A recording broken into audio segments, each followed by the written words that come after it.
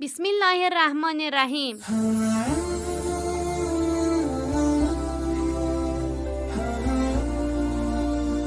سلام علیکم همدیاران عزیز، حالتان خوب است؟ نماز و روزه هایتان قبول باشد. من فرزانه هستم، دوست و همیاری شما در رادیو مهر با برنامه هزار داستان. اقبل تعال فالشوق طال والقلب سما نحو السما. دوستان خوب، امروز میخواهم برایتان داستانی بگویم که برای یک کاری نادرستی کوچک چند نفر را میتوان بدبخت کرد.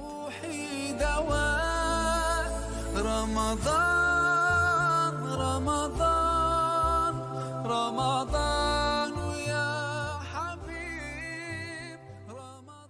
نام داستان امروزمان پارچه فروش است. فرهاد پسر جوانی بود که به تازگی ازدواج کرده بود و پیش مردی که دکان پارچه فروشی داشت به کار درآمد. فرهاد هر روز به کار می رفت و می آمد و پول زحمتش را از صاحب کار می گرفت. او هیچ هنری نداشت.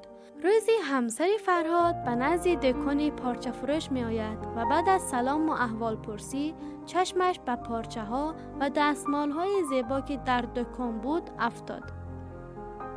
صاحبکار فرهاد دکان را به او سپرده برای غذا خوردن به خانه‌اش رفت و به فرهاد گفت از دکان مواظبت کن، من تا فردا نمیتوانم بیایم. همسر فرهاد به فرهاد گفت من یکی از این دستمال ها را میخواهم، به من بده فرهاد. فرهاد گفت اینها مال من نیست. فرهاد با هر زبانی که خواست همسرش را از این کار منصرف کند نتوانست و بالاخره حرفهای زن روی فرهاد تأثیر گذاشت و فرهاد 2 تا از آن دستمال ها را به همسرش داد.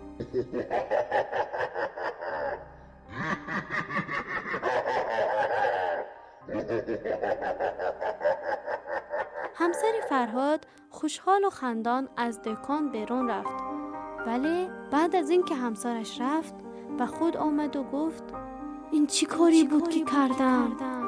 حالا چی کار کنم؟ اگر به صاحب دکان بگویم نصیحت دادم میگوید چرا این کار را کردی؟ اگر بگویم فروختم پولش را میخواهد.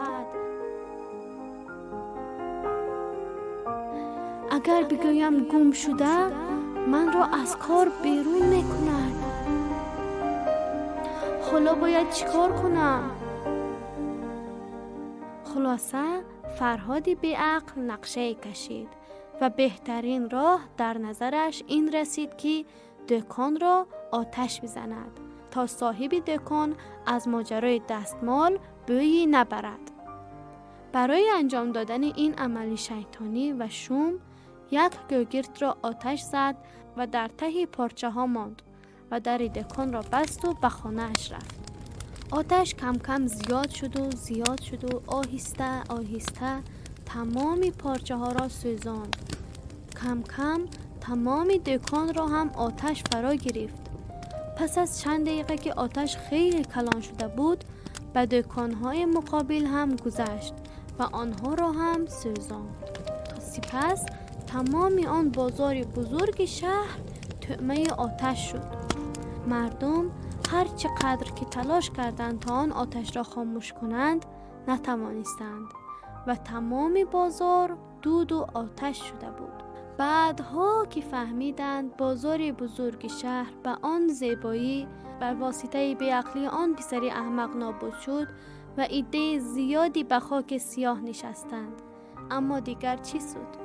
این داستان در مورد افرادی به کار می رود که از روی هوای نفس و ندادمکاری هایشان برای به دست آوردن یک چیز کمبها و به ارزش دست به کاری زنند که ضرر و زیان زیادی به دیگران وارد می شود. ذهن ما می تواند یک دستمال را خیلی بزرگ کند و یا خیلی کوچک. قطعاً اگر من و شما به جای این فرد بودیم این کار را نمی کردیم.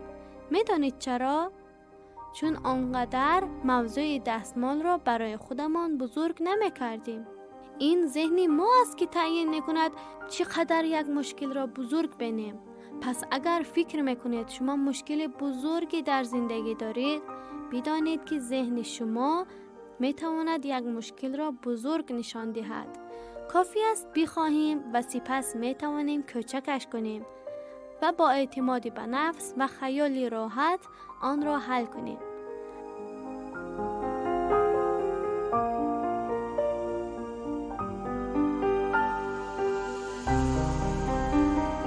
پس دوستان و همدیاران عزیز رادیو مهر، داستان امروز ما به پایان رسید. تا یک برنامه دیگر شما را به خداوند متعال می سپارم. خدا نگهدار.